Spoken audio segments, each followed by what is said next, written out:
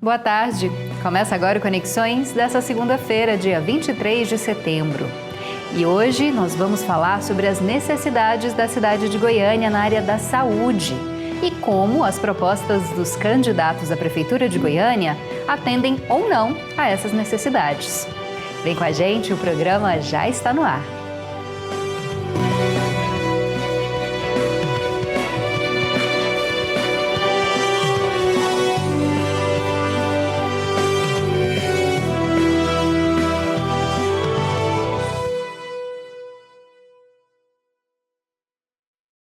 Seja bem-vinda e bem-vindo você que nos assiste ao vivo na TV UFG ou que nos acompanha em qualquer dia e horário pelo canal da TV no YouTube. Eu sou a Camila Maia, uma mulher cis de pele clara, com cabelos escuros, longos e lisos e olhos também escuros. À minha esquerda está o professor Diego Barbosa, que faz a interpretação para Libras aqui no estúdio. Ele se descreve como um homem de pele clara, com cabelos e olhos castanhos e barba cheia. Nós dois estamos de pé. Atrás está o cenário do Conexões, em tons de azul claro, cinza e vermelho. Também há uma tela bem no centro, onde agora aparecem o nome e a logo do programa. E daqui a pouco serão inseridas a nossa entrevistada e também as matérias de hoje. E a gente começa com o nosso giro de notícias. O Pantanal e a Amazônia enfrentam os piores incêndios em quase 20 anos. Com o fogo afetando a qualidade do ar em boa parte da América do Sul. Foi isso que anunciaram hoje os cientistas do Observatório Europeu Copérnicos. O dado considera o número de focos de incêndio, a extensão das áreas afetadas e as emissões de carbono geradas. Segundo o Serviço de Monitoramento da Atmosfera do Copérnicos, as emissões de incêndios na região têm se mantido acima da média. Em todo o Brasil, as emissões acumuladas somente nesse ano atingiram 183 megatoneladas de carbono até 19 de setembro, seguindo a mesma tendência do ano recordista nas emissões, que foi 2007. Estados como o Amazonas e Mato Grosso do Sul, onde está localizado o Pantanal, registraram as maiores emissões em 22 anos de monitoramento do observatório.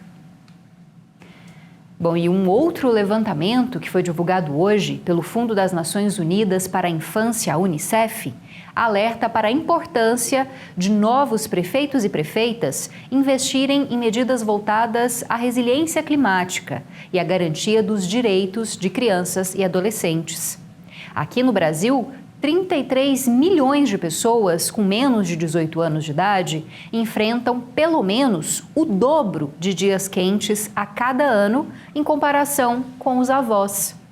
Utilizando como base uma comparação entre as médias nos anos 70 e de 2020 a 2024, a análise mostra a velocidade e a escala com que os dias extremamente quentes estão aumentando. Esses dias são aqueles em que se registram temperaturas acima dos 35 graus. No Brasil, a média de dias extremamente quentes passou de menos de 5 ao ano, na década de 70, para mais de 26 na década de 2020. E as crianças e adolescentes são os que mais sentem essas mudanças, por mais tempo e com maior intensidade. Elas sentem esses impactos, das ondas de calor, enchentes, secas, fumaças e outros eventos climáticos extremos. E o estresse térmico no corpo, causado pela exposição ao calor extremo, ameaça a saúde e o bem-estar, tanto de crianças e adolescentes, quanto de mulheres grávidas. Níveis excessivos de estresse térmico contribuem para a desnutrição infantil e doenças não transmissíveis que tornam as crianças mais vulneráveis a infecções que se espalham em altas temperaturas, como a malária e a dengue. Bom, já que a gente começou a falar sobre saúde, também sobre a importância de prefeitos e prefeitas, a gente começa agora a nossa série especial de entrevistas para analisar as propostas dos candidatos à Prefeitura de Goiânia. Hoje nós vamos analisar as necessidades da cidade na área da saúde e como as propostas, de maneira geral, atendem ou não essas necessidades.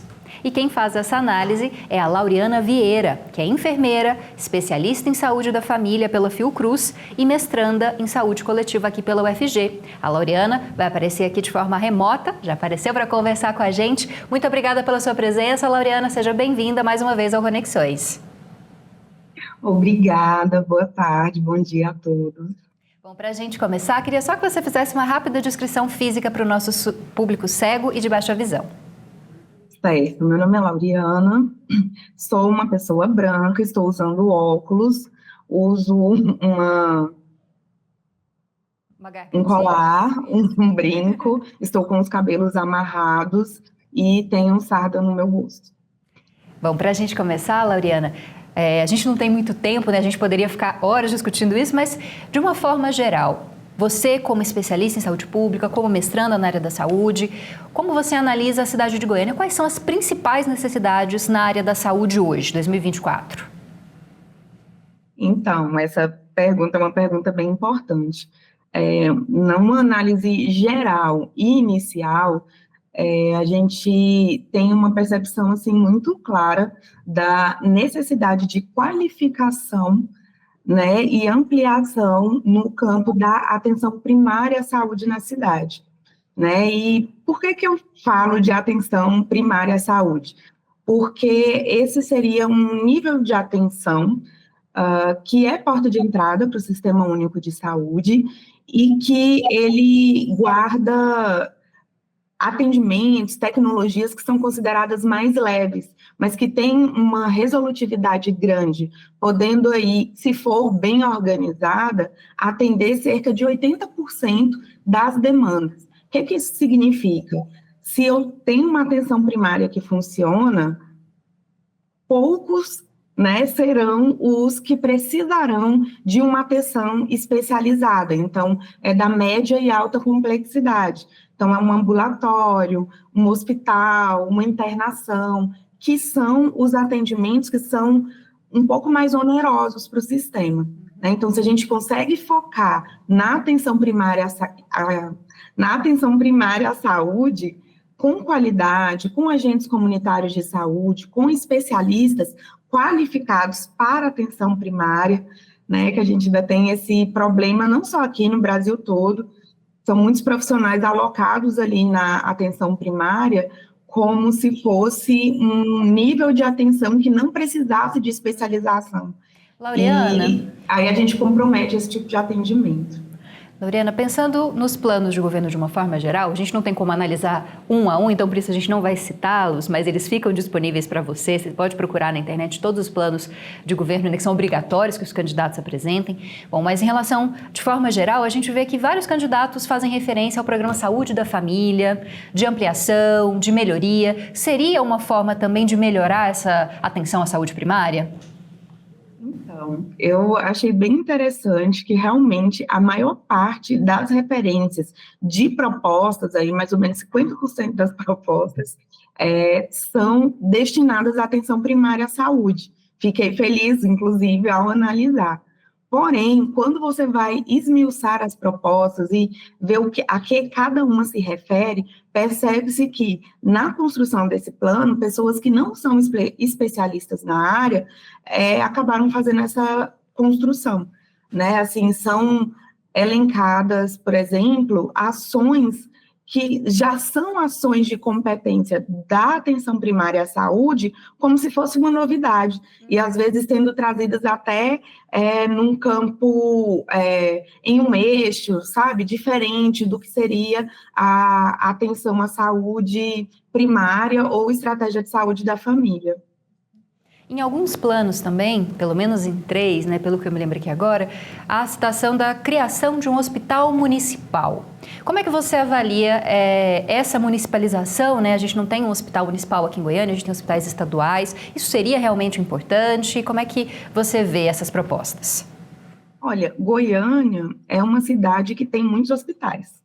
Né? Nós temos muitos hospitais, bons hospitais, e, em geral, nossos hospitais, eles têm uma gestão por organização social, que foi uma escolha do município, no sentido de compreender que seriam melhores né, para fazer essa organização. Há conflitos, né, de estudiosos em relação a esse tema, porque também tem pessoas que acreditam que não seja a melhor proposta para a cidade. Eu não vejo muita diferença em trazer um hospital municipal a mais, né, quando a gente tem tantos hospitais que precisam de uma melhor atenção, qualificação e muitas vezes até um olhar para esses trabalhadores, né, que eu tenho visto em muitos lugares. A gente teve conferência agora recente da gestão do trabalho e da educação na saúde. E nessas conferências, inclusive a de nível estadual, que aconteceu aqui na cidade de Goiânia, foi trazido sobre a questão da saúde desses trabalhadores, né, nesses locais, que está sendo muito afligida. Então, acho que existe a necessidade de um passinho atrás para cuidar melhor do que nós já temos, antes de iniciar a abertura de um novo hospital, né, que também vai demandar profissionais, instrumentos, qualificação, várias outras coisas que já existe a demanda no município. Tá me corrigindo, a gente não tem um hospital geral municipal, né, como são essas propostas. A gente tem, né, várias maternidades, né, Laureana, aqui no estado, aqui em Goiânia, perdão, na nossa capital. Você falou muito da questão dos servidores. Pelo menos pelo que eu analisei dos planos, não há grandes propostas para capacitação e também para melhoria de trabalho desses servidores, para melhor remuneração ou para realização de novos concursos. Isso parece que não foi muito bem o foco da maior parte dos candidatos, né? Sim, embora haja proposta, né, tem um ou outro que mencionam, sim, a importância de concurso, plano de carreira. Não é, assim, na maioria dos planos, não é trazida exatamente com mais detalhes, como é que vai ser isso, né, que vínculo será esse, por exemplo, e como vai ser feito esse cuidado. Mas alguns apontam, sim, a questão da saúde do trabalhador, né, e a importância do treinamento dos profissionais. Me chamou a atenção, Camila, que em algumas das propostas trazem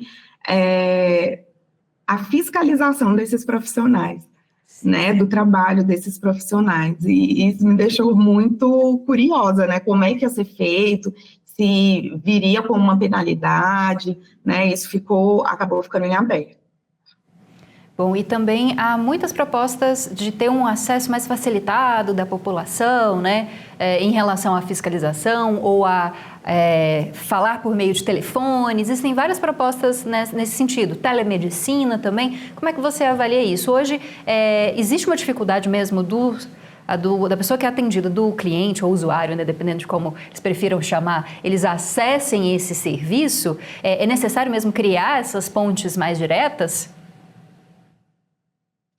Então, é uma discussão também, né? Uma discussão recente. A gente tem aí inovações tecnológicas que podem, sim, ajudar na construção, né, na nova organização ou na melhoria do serviço. Porém, eu fico muito preocupada porque, se compreendemos que tem uma questão de acesso, né, assim, uma dificuldade de acesso, quem que vai ser esse usuário do Sistema Único de Saúde, esse paciente, que vai conseguir fazer uma consulta de telemedicina, que vai conseguir mexer ali com vídeo, que vai ter internet para poder fazer esse tipo de consulta, de ligação? Então, eu tenho uma certa ressalva nesse sentido, porque talvez devesse preceder uma democratização aí do acesso à internet, por exemplo, esse tipo de propostas, né? Bom, Lariana, para a gente finalizar, porque infelizmente a gente tem pouco tempo para essa discussão, em relação a investimentos em saúde mental, percebi que em muitos projetos, muitas propostas de governo, existe uma priorização de trabalho voltado à saúde mental, de melhoria, por exemplo, dos CAPs, né, que já existem, são de responsabilidade da prefeitura. Você acha que é importante mesmo a gente pensar na saúde mental e em melhorar esses centros de atendimento? é extremamente importante. A gente já tem ouvido muito sobre as questões de saúde mental, não só no nosso município, né, mas no Brasil e mundialmente, tem crescido muito a demanda por esse tipo de atenção. Porém, eu também achei, embora se citasse, né, a questão da atenção psicossocial, a questão dos CAPS em Goiânia, da distribuição, da questão dos trabalhadores também, tem plano tratando disso também, mas eu senti falta, pensando nesse conjunto, né, de propostas para o mesmo município e para a questão de saúde do mesmo município, de uma espécie de análise, né, mais fidedigna do que a gente tem no município e o que precisamos construir a partir disso, né, assim, alguns planos trouxeram números de CAP, sobre a questão mesmo da saúde mental, mas, assim, as propostas me parecem ainda que precisam ser aperfeiçoadas no sentido de o que a gente consegue viabilizar, a gente consegue viabilizar para hoje, né? Porque a necessidade é urgente. Tá certo, queria agradecer muito a presença da Lauriana Vieira, enfermeira, especialista em saúde da família pela Fiocruz e mestranda em saúde coletiva aqui pela UFG. Muito obrigada pelas suas análises e a gente vai continuar essa série com outros temas, mas saúde foi muito bem atendido por você, viu, Lauriana? Muito obrigada. Boa tarde, até mais. Bom, agora a gente vai para um rápido intervalo, mas antes disso, só para ficar claro para você, os candidatos têm as propostas de governo e eles colocam essas propostas no site do TRE. Você pode acessar e buscar, ou então nos sites de cada um desses candidatos. Ainda dá tempo de você ficar sabendo pelo menos um pouquinho o que o candidato que você quer votar, ou aquele que você ainda está meio indecisa. Você pode buscar essas informações e fazer a melhor escolha para a cidade de Goiânia. Daqui a pouquinho a gente volta para falar sobre esporte e também, claro, para falar mais sobre eleições.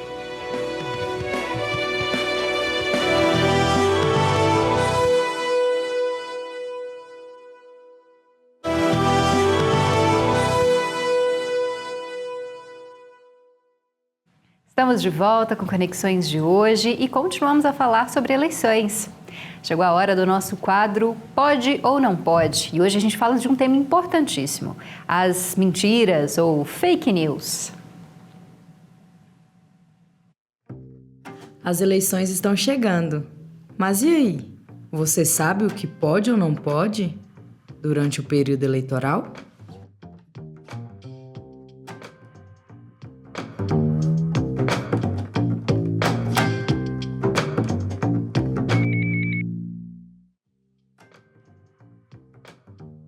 Divulgar mentiras sobre candidatos ou partidos para influenciar o eleitor. Pode ou não pode? Pode parecer óbvio, mas com o crescimento das fake news nas últimas eleições, precisamos tratar desse assunto. Existe uma lei que determina que disseminar mentiras sobre candidatos e partidos de modo a influenciar os eleitores é crime. Então, não pode. Caluniar, difamar, injuriar, atribuir crimes ou ato infracional a candidatos que são inocentes é proibido por lei. Também existem mais coisas que não são permitidas: assediar, constranger, humilhar, perseguir ou ameaçar candidatos ou detentoras de mandato eletivo. Isso inclui menosprezar ou discriminar a condição de ser mulher, a cor, raça ou etnia dessas pessoas, visando dificultar o desempenho da campanha eleitoral. Essas práticas podem ocasionar na pena de reclusão de 1 a 4 anos e o pagamento de multa.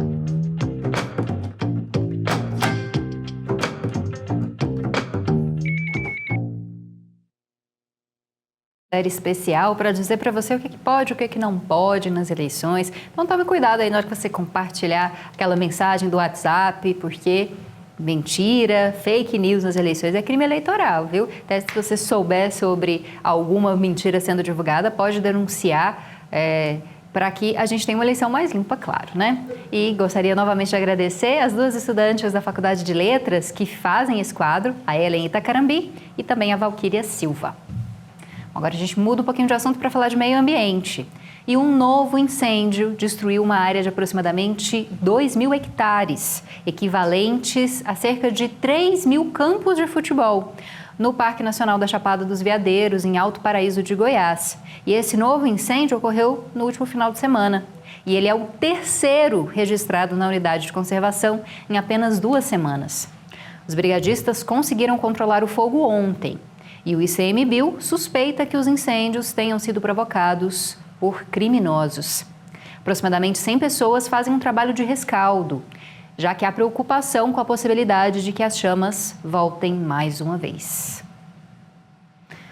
Bom, e você com certeza sabe, né, que Goiânia está há muito tempo sem chuva. Já são 149 dias sem um pingo de chuva aqui em Goiânia. E a cidade ainda deve sofrer por um tempo com esse clima seco e quente, até pelo menos até o dia 30 desse mês, segundo previsão do Instituto Nacional de Meteorologia, o INMET. Conforme o INMET, a probabilidade de chuvas na capital ainda é muito baixa, embora um pouco de umidade tenha gerado áreas de instabilidade no estado de Goiás nos últimos dias. Então, a previsão é que só a partir do dia 30 essas áreas de instabilidade se fortaleçam e a gente veja chuva novamente aqui na cidade. Bom, e para finalizar, a gente tem informações sobre a Série B do Campeonato Brasileiro com o Doutores da Bola. O Goiás perdeu para o Mirassol e se afastou do G4 e da possibilidade de acesso à Série A. Fala pessoal da TV UFG, eu sou o Hector de Souza, estou aqui no estádio Ailey Pinheiro, a Serrinha, e para dar início vou começar a minha descrição. Eu sou um jovem negro, 1,85 m de altura, cabelo crespo, cavanhaque e olhos castanho escuro. E sobre o jogo, o Goiás acabou perdendo para o Mirassol pelo placar de 1-0 com um gol de Léo Gamalho por uma falha do jogador Juninho. Esse resultado não é reflexo do que houve na partida. O Goiás conseguiu se impor tanto no início do primeiro tempo como em boa parte do segundo tempo, mas não conseguiu concretizar os seus ataques, não conseguiu fazer o gol e fazer aquilo que a partida pedia, né? Um jogo pela briga pelo acesso, o Goiás acaba se distanciando desse objetivo. Quem levou a melhor foi o Mirassol, que agora coloca lenha nessa fogueira e está em terceiro lugar no campeonato. Bom, a gente agradece os Doutores da Bola, que é um projeto de extensão da FIC, UFG, da Faculdade de Informação e Comunicação, que nesse caso, né, os vídeos que são feitos por eles, é coordenado pela professora Gabriela Marques. Mas se você quiser participar do Conexões, mande a sua sugestão no WhatsApp, 629-9181-1406, o número aqui embaixo para você tirar foto ou anotar. Você pode acompanhar também o nosso conteúdo nas redes sociais. Procura pela gente por @TVUFG ou canal TVUFG no TikTok. Eu e o professor Diego ficamos por aqui. Muito obrigada pela sua presença. Amanhã tem mais Conexões ao meio-dia e mais uma vez a gente analisa as propostas de governo em diferentes áreas para a gente saber, né, em quem votar no dia 6 de outubro nas eleições municipais. Forte abraço, até amanhã. Tchau, tchau.